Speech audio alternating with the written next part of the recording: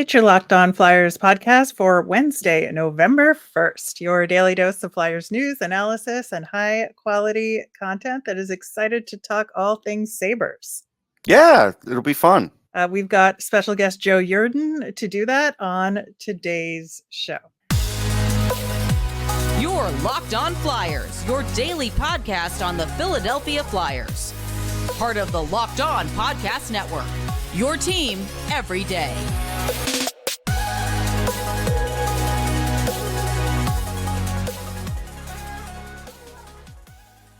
Hey there, and thanks for making Locked On Flyers your first listen every day. I am Rachel Donner. You can find me on the app formerly known as Twitter at @rmiriam. I'm here as always with Russ Cohen, who's on all your favorite social media apps at Sportsology, and we are at Locked On Flyers on Instagram, Threads, Blue Sky, you name it, we are there.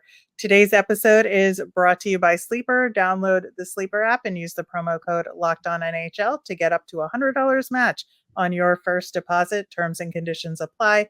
See Sleeper's terms of use for details. You can find our show over on YouTube or on the SiriusXM app or anywhere you listen to podcasts. Subscribe to get our latest episode as soon as it's available here on the Locked On Podcast Network, your team every day. Russ, excited to get to this conversation with Joe Yerdon. He has some amazing insight into what the Sabres have been up to, and we've got a home and home with them. So double the fun, I guess, with the Sabres this week. Before we get into that, a bit of Flyers news. The Flyers have decided to loan Felix Sandstrom to the Phantoms on a conditioning assignment, which, man, I think that's such a relief for him to, at least he's going to get to play, right? Right. It's taken way too long. Like I said, if you were doing it for, worrying about Tampa or Hockey Canada or whatever, like at some point you had to do this. Yeah, absolutely. Also, Sean Couturier and Travis Sanheim, we've been talking about, they've been playing a ton of minutes, and we were a little worried about Sean Couturier's management and load management here. So good to see both of them get a maintenance day yesterday as well. Yeah, no, that's good. I mean, again, we don't know how they're going to be able to handle all these games. So you have to err on the side of caution. Yeah, absolutely. All right. We will be talking to Joe Yerdon coming up next. And as promised, here we are with Joe Yerdon of notedhockey.com and Bleacher Report to talk all things Buffalo Sabres. And Joe, first off, welcome back to the show. Always love to have you here to talk about the Sabres. Yeah, it's a treat to be back. It's fun talking with you guys about the Flyers because I've always got a big soft spot for the Flyers, and I don't have any explanation why, but I just do. I like the Philly. I like Philly. I like the Philly. What am I talking about? I like Philly. I like the team. The team's never not boring. So yeah. So sign me up. That's true. Sign me up on the Flyers all the time. Honestly. Fair enough. I think, for us and for a lot of people, expectations were high for the Sabres going into this season, that they would take a big step forward. Like, what is your sense of what the expectations were from within Buffalo land? Well, the expectations are they got to make the playoffs. That's the big one. I think where a lot of like the angst comes in is that everybody's still focused in football brain, where you lose a game and then it's like, season's in trouble. And then you lose 2 games and it's like, oh boy, here we go again. And it's like, guys, listen, we got a lot of these games. There's a lot of games. Yeah. We cannot be footballing every result and getting super high, super low. And, listen, everybody's very Bills focused here, obviously, but like the way the football schedule messes with your brain, where each win and loss is so vital and either builds you up, breaks you down, that doing that mindset with hockey is like you're gonna have a heart attack by November. So right, it's November now, whoops. So it's one of those things where like you're just gonna get yourself stressed out for no reason. And they got off to a little bit of a slow start. They got very surprised by the Rangers in the opening game, and I think that kind of set a tone for everybody. It was like, oh geez, these guys didn't learn anything. I'm like, well, You tell me that you would have predicted the Rangers would be playing a 1-3-1, trapping it up at at center ice, that kind of style. But they've been getting it back together. The advanced numbers are looking a lot better. The advanced numbers look good, and they got goalied in a couple of games. Ilya Sorokin did it to him down on Long Island. Who doesn't he do that to? And Jake Allen did it to him here, which is listen. Every now and again, a guy will just pull one out of nowhere, and you're like, "What can you do?" And that was that game for Buffalo. Yeah, I have a Buffalo success story to talk about. Don't worry, we're not going to talk championships. I know better. We're gonna. Wait, which ones are you talking? We got to go back to the lacrosse, Joe. It's always lacrosse, right? Well, the Bandits are awesome, so yeah. But no, let's talk about Casey Middlestadt because a couple of years ago, before his 59 points, whatever it was last year, I would just get texts and everything. He stinks. He's washed up. He's a bust. All those things. And look, I knew, that there was a really good chance that the Sabres rushed him, and they did, and it definitely set him back a little bit. But he's not an old guy. What are we talking about? 24, 25. Yeah. And, he's on that pace now. Like, again, he's on that pace to get, around 60 points. And I think that's a really good success story considering what people were thinking about him. And it really wasn't any fault of his own. I mean, it just was, hey, some players, take a little longer. But, give me an idea of what he means to the team now. Well, he's this team decided that Tage Thompson and Dylan Cousins were going to be their 1-2 at center right away, which was smart. They got them done to long-term deals. Good idea. That was a good idea. Casey, it was still kind of like, well, we don't know what he's going to be yet. It stinks to think that like a couple of years ago and be like, well, we're not sure really where he's going to be at. And then last year it was a rough start. He had a very rough start to the season last year, but by the time we got into about late February, March, he was one of their best players easily. I mean, I'm talking easily one of their best players. He and Alex Tuch found a kind of chemistry where they were just going off there. And it was perfectly timed because, Thompson was a little bit playing banged up and, the goals kind of cooled off a little bit for him there, but Middlestadt took over and he played great. And, we're talking about a guy who's going to be 25 soon. And now he's found his stride. And he's honestly like, at this point right now, the way the team's playing, whatever line he's playing on is probably their number one line. At least that's the one opposing teams are probably going to want to put their best defenders out against because they're just going. Him and Skinner, and now we're seeing JJ Peterka with him, who's also played very well early on. We're seeing like that line go, and Tage Thompson's starting to come around now. He and Jordan Greenway have got a good thing going there with the super massive wingspan that they can provide when they're on the ice together. And until some of these other lines really get going, because Don even said, he changed lines before the game against Colorado. He's looking for stuff that works. And some of these lines have not been clicking exactly. So just try stuff and see what sticks to the wall. And right now, any line that Middlestadt's been on has been the one that's stuck because he's playing great. It's, he plays hard. He's not like a guy that's going to get pushed around a lot now. We see him going hard against the walls, fighting. He's always had great speed. That's always been there. The speed and the skill and the hands have always been there, and they're still there. But now the shots followed, and the shot's been good too. It just he didn't use it as much.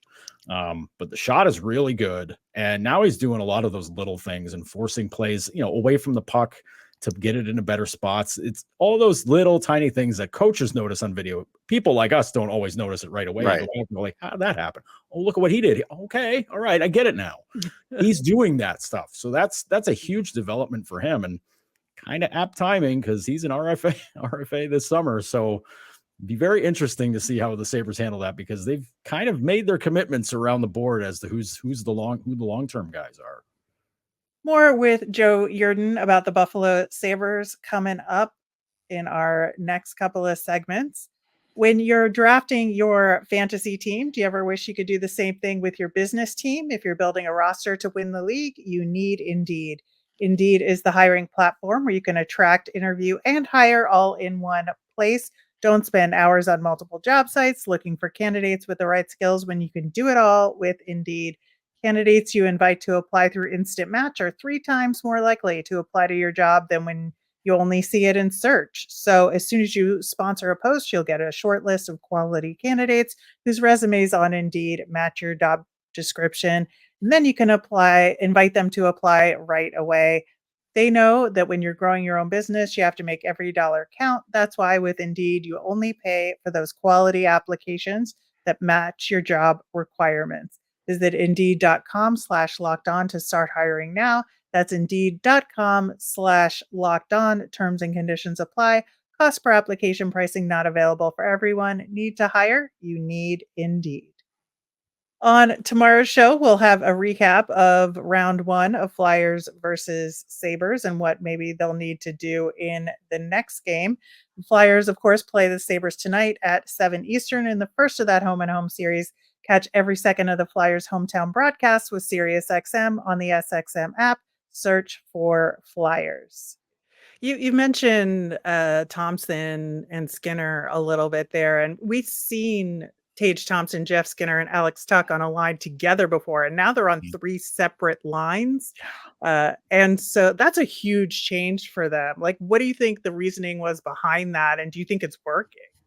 Well, I think part of the reasoning was they just weren't going right off the bat. They didn't play them together very much in the preseason. I think it wasn't until the last preseason game against Pittsburgh that he put them back together. Because the thought is like that's the easy move you can make. You know those 3 guys can work. You can put them back together and tough through it. And once they get going, they're going, and then you don't have to touch them forever. You get out of the gate, you lose a couple of games, and some guys aren't playing well. Alex was dealing with some kind of ailment in preseason, early part of this year. Like he was dealing with something.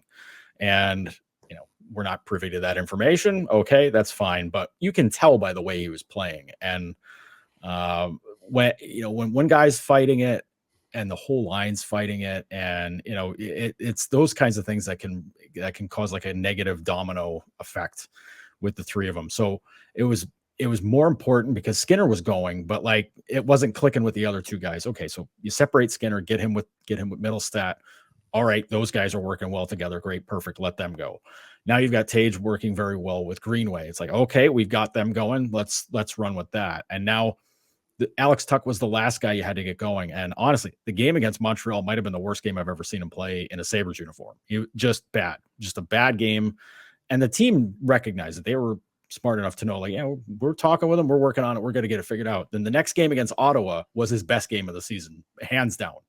Right. Goal assist, fights Brady, kind of pulls a slimy hit on Brady Tkachuk and fights him immediately after, almost caused the game to get out of hand in the last 5 minutes there. But they come away with a win. Tuch played great, and Tuch's been on point ever since then. So it's a chain of, it's like a chain of command kind of thing where, if you get those guys going and you can get other guys going with them, then that works out good. Right now, Tuch playing with Cousins is a big deal because you got to get Cousins going too, because he's been a little bit hot, cold, and so a lot of that's not really his fault.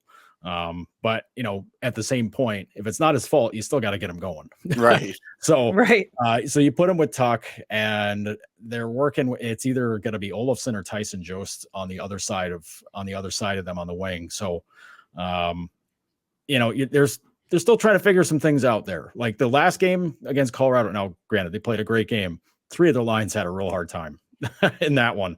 Middlestadt's line was so good that they rolled everybody the whole game. But you want to try to get it going. It's going to be hard against Philly because Philly gave these guys headaches all last season. So yeah, we'll see how that shakes out. But separating them right now, it's a little different to see, obviously, but it's a matter of trying to get all 3 of them going at once. And listen, you can get all 3 going at once on separate lines. Boy, that works out really well for them. All right, so let's have a TED talk about Devin Levi. Yes. Well, because here in Philly, we saw Carter Hart come up at a young age too. I think he was 21 as well. He just played in his 200th game, which is a lot for a 21-year-old. I've said it before, and I'll say it again. While he is a very good goalie, he's still not in the elite class yet in the NHL. Now, with Levi, you look at him, Hart at least that first year played only 31 games, and then 43 like after that. And this beginning of the season, Tony Granato could say whatever he wants, but or Don. Don, sorry. Why did I say Tony? I like Tony too, though. Tony, love Tony. Yeah. But Don was like, I'm just testing Levi at the beginning, see how he's doing, and so now they pull back a little. But I don't think they could pull back more than, let's say, less than 50 games. I think he's going to play 50 games. And I worry about that just in the sense that it's so much more than he's ever played, especially at this level. And I like him. I think he's really good, but it's his first year, and they're not the best defensively. Let's face it. Their defense is still a little amiss. So I don't know if this was the best plan. Now, if for some reason Ukko-Pekka Luukkonen starts to actually play better, I might feel better about this plan. But, give me an idea how where you feel that it's at right now. Well, it was definitely a surprise for us that Levi played the first 4 consecutive games. I don't, especially considering they kept 3 goalies to start the year. Like your immediate thought is that, like, well, you can't let these guys sit out forever. We know Levi's understandably the 1A in their mind, and they're going to treat him like that. Like, that's fine. But when you got 2 guys backing him up, well, if they're not playing, then they're not fresh, then they're not providing any kind of relief when they do play. So that was kind of the thought there. But Levi was struggling a bit there the first 4 games. And then, he said he got hurt late in the game against Calgary, which the team did not play very well in that game. Like they thought they could get into a boat race game with Calgary and play that kind of hockey all game. And they kept turning the puck over and causing problems in their own end. And Levi was kind of scattered all over the place. It was just a universal bad game for everybody. But then, Levi gets hurt. Benson got hurt that game a little bit. So, but with Levi, I'm going to be very anxious to see how he looks after the fact. Cause we spoke with him on Monday. What text today? Today's Tuesday. Spoke with him on Tuesday, and he's all hyped up. He's ready to go. And he said, sitting back and watching the team play in front of him, in front of the other goalies, in front of Comrie, in front of Luukkonen, gave him an idea of how much better their defensive play was in front of those guys. True, that they played much better defensively in front of those guys, but it gave him a good idea of like what to expect when he gets back out there. Which, I mean, listen. Devon's is as studious of a goalie as there is out there. This guy studies endlessly. He's a total mensch when it comes to this stuff. Like, he's just dug in. Like, it's pretty wild. But talk's cheap, and it's how you play that determines it. So I'm going to be very anxious to see how he plays, because listen, I know the fan base is very down on Luukkonen, and Luukkonen played very well against Ottawa. That game got to be a mess late in that one, not his fault. Shuts out Colorado. Well, that's a big deal. That's a very big deal. So I want to see how Luukkonen handles Philly on Wednesday. He might handle them again on Friday in Buffalo. We'll see. But that's what I was going to ask, is like, will we see? Might see in both games. For both games. Yeah, it's possible. And that depends on how Devon feels too. So we'll see. But it's for Levi. I think it's a bit of a learning process, honestly, for the team too. Not the players, but I mean, like, the coaching staff and everybody, and how to bring a guy along that is like coming in ultra hyped, that you trusted to try to get you back into the playoffs last season. Like, he when he signed and he was ready to go, he played every game down the stretch. Right. Which I felt like was a lot, but it was. Do we feel like the goaltending coach is calling the shots here, or is it really Granato? It seems like it's more Granato. And these days, a lot of coaches default to the goaltending coach so they can kind of set a schedule. I think this is more on Don. I think this is just everybody in the room has input on this one. I think it's Don. I think it's Kevin Adams. I think it's Mike Bales, the goaltending coach. I think they've all got a hand in like figuring out how to kind of handle how this situation goes, which, I mean, but like, Don's got the ultimate call. So I get it. And Don's a hot hand guy. So, like, whatever. Right. Yeah, I understand. But this is how this goes from now on. And Comrie getting injured kind of helps clear things up, very unfortunately, because you're going, it's much easier to handle 2 goalies than it is 3. Sure. Which is too bad, because Comrie was playing very well too. Yeah. But if Devon can get it locked down and get on course here, that makes things a lot better. Obviously, it makes things a lot better for him. But as far as how to handle the goaltending rotation, because the games, the schedule is unrelenting. Like, you're going to be playing no matter what. But But I have to imagine that if Devin comes out and shuts it down immediately in his first game back, whoever he plays against, whether it's Philly or Toronto, how that plays forward is going to be very fascinating to watch, because I mean, honestly, them playing him the first 4 games of the season doesn't really help us tell us anything about how they want to go, how they want to handle the entire thing, because I mean, who knows? The whole idea with him playing the first 4 was to get a number 1 guy into a rhythm. I get it. They didn't have anybody get into a rhythm last season. They couldn't do it. A little different this time around, though, when you have 3 guys that can play as many games as you want to. But how smart is it to try to push that? And we'll have more with Joe Yerdon coming up next. You know that feeling when your favorite Flyers player scores a hat trick? If you want to get that feeling and win 100 times your money, play daily fantasy hockey on the Sleeper app. As the official daily fantasy app of the Locked On NHL Network, Sleeper is our top choice for daily fantasy sports, especially daily fantasy hockey. With Sleeper, you can win 100 times your cash in daily fantasy hockey contests. Fans can also play daily fantasy NFL, NBA, MLB, and college football on Sleeper, and entries can be made in under a minute. With elite players like Connor McDavid, Sidney Crosby, Austin Matthews, plus the new guys like Connor Bedard, all you need to do is make more or less picks on stats for these stars. Choose from stats like goals, assists, saves, plus, minus, and more. To win 100 times bet on Sleeper, you need to correctly predict the outcome of 8 player stats. You heard me, Flyers. You heard me, Flyers fans. You can win 100 times your money playing daily fantasy hockey with Sleepers. So start paying attention and nail your picks so you can start winning big. Use promo code LOCKEDONNHL and you'll get up to a $100 match on your first deposit. Terms and conditions apply. That's code LOCKEDONNHL. See Sleepers terms for use for details and locational availability. So I think the Flyers have some similarities to the Sabres in terms of special teams, that lousy power plays and pretty solid penalty kills. Like, what's going on with the Sabres, and maybe is there some insight into what the Flyers are doing with their power plays here? Well, the power play thing's interesting for Buffalo, because they've kind of changed up how they're attacking things. It's not like your standard static 1-3-1 kind of power play. The flank guy, whoever is out on to the right of the man at the point, whether it's Dahlin or Power, first unit, second unit, whatever. The guy out on the right sometimes flashes out high to be kind of like I've been referring to it as like a rover spot almost, because it's kind of in that second defense spot, but also he slides back over on the half wall for the one time, like that whole setup. And it's been different guys occasionally. You know, it was Jeff Skinner for a little bit. It's been Dylan Cousins for a little while. It's you know, different faces kind of showing up in that spot.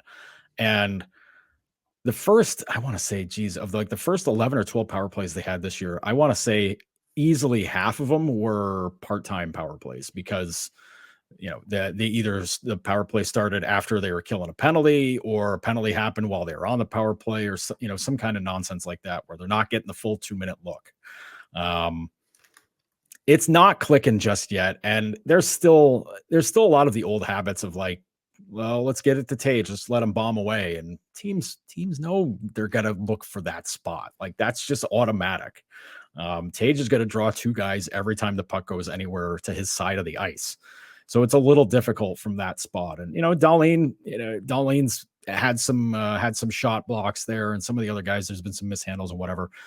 There's a lot of not catching and shooting from these guys. It's a lot of like holding it and being like, I should shoot now. Then by the time they decide to shoot, there's a guy right in front of them. The shot's getting blocked. See you later. Puck out of the zone. So it's not a lot of instantaneous choice making. It's a lot of overthinking and overpassing, and, you know, passing up on great opportunities when they've had them.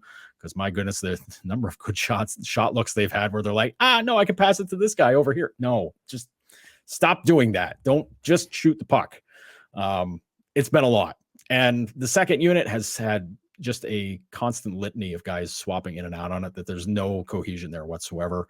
I think Kyle Opozo was on the second unit today, which I love. They need a guy down low to kind of do the dirty work in front of the net. The whole thing. They needed a guy to do that, because JJ Peterka's been in that spot for a little bit. Well, Zach Benson was in that spot for a little bit. You know, different rotating cast of characters. Peyton Krebs was there for a couple of games. It just, if you don't have the same units going, it's tough to really get a rhythm going with that. So that's tough. But fortunately, the power play will fix itself. I'm pretty convinced of that. The penalty killing, which was awful last year, it was putrid last season, is amazing this year. They've changed their entire approach this season with it, where they were very passive, just kind of letting guys kind of fart around with the puck and decide, where they want to go with it and who's going to shoot, and then scramble in the end when the puck got within, 30 feet of the net. They're now hunting guys with the puck all over the zone and not doing it in a reckless fashion. It's sending a guy at a guy, if a guy's trying to hold it right at the top of the point, guy right on top of him better make a pass quick. And then if they pick the wrong guy, somebody else is going to be there to bat it away, knock it away, or create a shorthanded opportunity going in the other direction. But the PK's been awesome. They had this PK last year. They probably make the playoffs, and they probably finish about seventh in the East. Honestly, it's that much of a difference maker for them. But early season, it's never perfect. If you've the number of years this team's had a great power play that lit everybody up for the first month and a half of the season, and then went quiet for the next 2 months. I could count it. I could count the seasons in a row that happened on one hand. It's been too many. So Joe, right now the Flyers, in the early part of the rebuild, we could argue what year they're into it. They're going to say first. I might say it's more, but just because they, kind of like fell into it.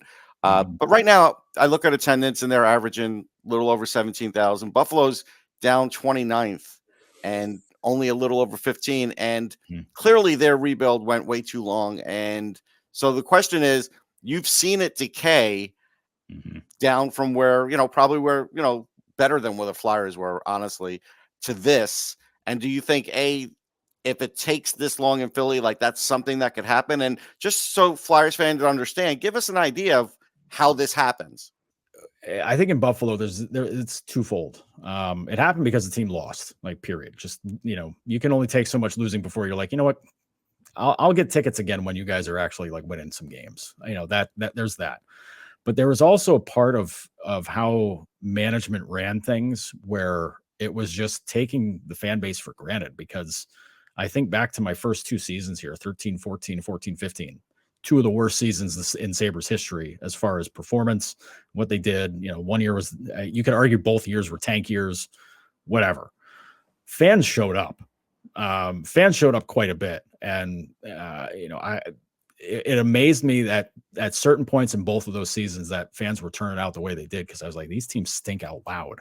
Like, watching them get out shot attempted like 100 to 40 in games by, Ovi's putting up, 25, 30 shot attempts, every time the Caps play against them. It's like, I don't know how fans deal with this, but it was all done with that carrot dangled in front of them of saying, like, it's going to get better. We're going to get Eichel or McDavid. One of those guys is going to be here. So, and they got one of those guys, and then didn't do the rest of the rebuild right. They different parts went wrong. I mean, there's 1,000 different directions that conversation can go, but a lot of it's it a cautionary tale, right? Like every team, 100%. Every team says, "Hey, we have this plan," and it's hard for that plan to actually work the way you think it's going to work, especially if it's under 5 years. I think. I mean, it's really hard. Trying to do something that big in 5 years you need a lot of luck. You need great scouting, and you need a lot of luck, because if you don't have the great scouting, anything you get, like, you're basically banking on your first round picks to get you to where you got to be. And then if they don't do it, then you're screwed, because you're not making good picks the rest of the draft.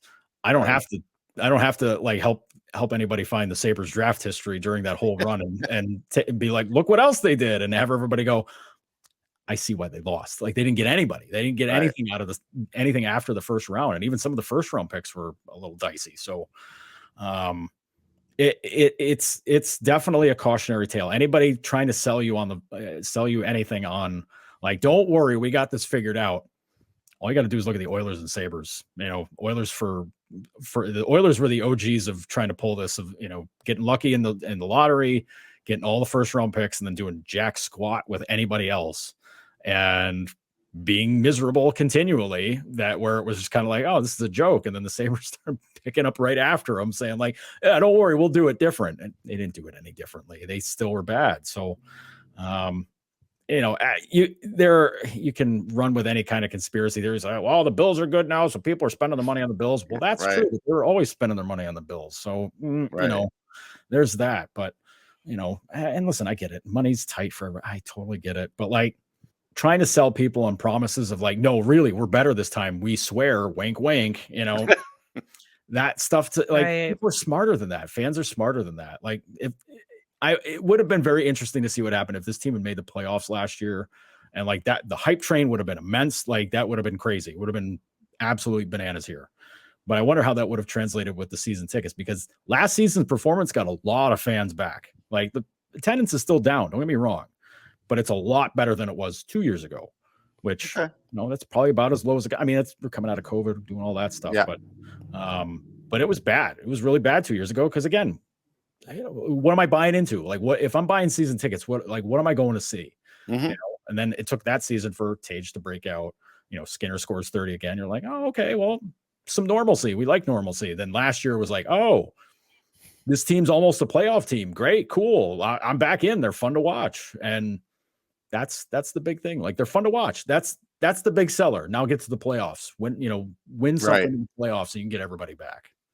Yeah, and it's going to be tough because the Atlantic Division is it really is. You look at the Sabres record even now. It's like, what are they, 4-5? It's not like that bad, and they're in the basement of the division. Right. And you look at the goal differentials and the points that the top teams are racking up. Like, how tough is it going to be for the Sabres to get there? Yeah, I feel like a doofus because I was saying, well, the points from the Bruins are going to, people are going to have to get those points. They're going to be given up this year because, they're not going to be as good as last year. I should have known the Bruins were going to. Listen, I mean, look, there's nobody in the world that thought the Bruins would be undefeated right now after losing Bergeron and Krejci. Like, let's be real about that. So you're not a doofus. But I knew they were going to be still really good. Yeah, I had to pick them for the playoffs because I looked at the landscape and I said, all right. It's like, because my whole thought was like, well, if they give 25 points back, that's still 110 points. They're still really good. They're still stupid good. But I mean, but that's kind of set an unreasonable bar in the division right now because they're so, I mean, Jesus, they're ahead of everybody by, 4 or 5 points. Like, okay. Toronto, everybody knew Toronto's going to be good. Even when they're playing not great, they're still fine. Sure. Right? Joe Wall's played great. So like, that's, good for them. Tampa Bay, like I don't know. I didn't foresee a Jonas Johansson, starting off hot kind of run for them. Nobody could. I love JJ, but like hockey's weird, man. Vasilevsky goes down. I'm like, all right, man, time to eat, time to get the points out of them while you can. But you don't see that coming. And like the Panthers, you're like, well, maybe they'll stumble early and, until Ekblad and Montour get back and haven't really done that. And Bob hasn't played out of his mind either. Like he's been fine. Like he's standard Bob, but still producing the whole division. Montreal's played a kind of over their head a little bit to start. So yeah, I tried warning people about Montreal. I was like, talent's not good, and they're not going to stick around that much, but they're going to be a pain. They're going to be a major pain. Yeah, they have some talent. They do. Yeah, and they got guys. There's guys coming. So yeah. But it's hard. Like I think if you went into this season thinking it was going to be easy, you're fooling yourself. But like the Atlantic is. I mean, the Metro is not exactly a treat either. No. But the Atlantic is just a murder scene. It's just some teams are going to have to be bad. And it's just going to be a question of like, well, who has to eat the short end of the stick every other night to be down in the pits? Like that's the thing I'm not really sure on right now. Like I have a couple of teams circled right now to be like, let's see where they are in a month and a half. But yeah, I'm not, it's very difficult. And streaks carry everybody, but I don't know. We're going to see a lot of teams really get hyperactively hot to carry them forward if they get into a deep hole. It's tough to see it. Well, there's one thing I noticed. I did some research and I didn't use it on my serious spot, so I'll use it here. there's a lot of overtime games being played. I think there's something like 54 overtime games. And you mentioned Montreal, they played 5 overtime games out of their 9. So what that kind of tells me is it seems like teams are trying to sit on their leads when they get them, and they get stung once in a while, and then all of a sudden this game is in overtime. And so if that's the case, it makes it even harder, because then everything becomes that loser point game. And then it's like, wow, that means where you normally could say that last month means a lot, it might be a month before that, because the math all of a sudden starts to get bad. Yeah, the number of OT games is something where I'm kind of raised my eyebrows on it a little bit. And I know everybody loves to go to bat for the 3-2-1 point system, but I'm like, if this keeps up, we'll never see 3-2-1, because everybody will be in a playoff race, because everybody will be tight. It's the ultimate parity dream. That loser point. Yeah. Right. If every game is just a one, you're just getting one more point than the loser, then you're not going to gain ground on anybody, which you would think at some point would turn people to be like, finish it in regulation. But we know how it is. A 1-goal game, you're going to play it tight. And if you give up the tire, like, well, we got our point at least. Got our point. It's the same thing that happened with ties back in the day. We know this. We're old enough to know better. But like, if you got your tie, you were good. You were like, all right, well, whatever. We didn't lose 2 points. We got 1. Listen, I was saying that in the Jet game. I was willing to settle for a tie in the football game. But anyhow, we digress. At least they got the point for going to OT, right? Or yes. Winning. I don't know. Whatever. That was the worst game of the season. But but I mean, it's tough to see that, because you're not. It just basically makes it so that if you got out to a slow start, your fight is now for the rest of the season to try to climb the ladder, which I know that's not right either. Yeah, it's definitely a tough road this season. I think in the East overall for both of our teams. Not going to make you make any predictions on this show, but as we all know, Joe, you are a renowned Buffalo Sabres journalist. So where can people find your work out there? You can find the bulk of my Sabres writing at notedhockey.com. You can help support my writing there. $5 a month, $50 a year. If you pay more than $50 for a year, I'll write whatever story you want to do. There you go. I've had 0 people take me up on that, which, I mean, hey, thank you for supporting me. I appreciate it. But like, not even a Yankee what you want, man. Not even a Yankee story, like, I mean, I would prefer it to be a hockey story. If you want me to write a Yankee story on a hockey blog, see? I could. Right. But I mean, listen, you paid for that. That's fine. But okay. But yeah, you can find notedhockey.com. Find me there. Also a Bleacher Report. I'm contributing there quite a lot with more league-wide stuff, some fun, some analytical, some kind of silly things and fun. We're just trying to have fun over there. So I think we're all doing a good job of that there. So yeah, come check us out on Bleacher Report, and find all my work on my Sabres work at notedhockey.com. All right. Thanks so much, Joe. Thanks, Joe. Thanks, guys. All right. Once again, thanks to Joe Yerdon for joining us. A lot of detail in there. So now we know what to watch out for in the next couple of games. And the rebuild. Like, it's a cautionary tale too. Like, you just never know in this sport. It's hard. Yeah, absolutely.